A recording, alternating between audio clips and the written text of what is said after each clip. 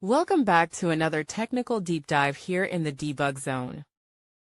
Today we're tackling a big question and breaking it down with insights from other users. Hopefully this clears up some misconceptions and helps you get the answer you need.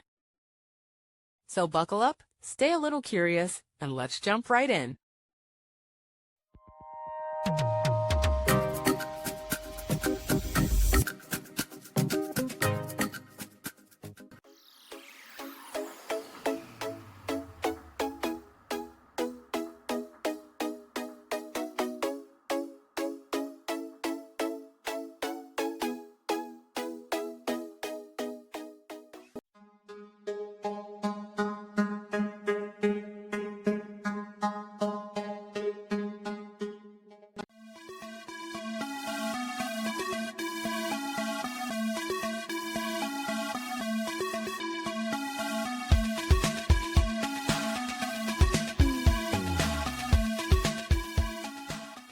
And that's a wrap.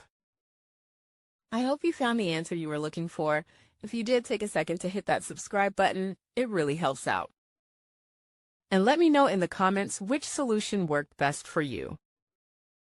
See you next time in the debug zone.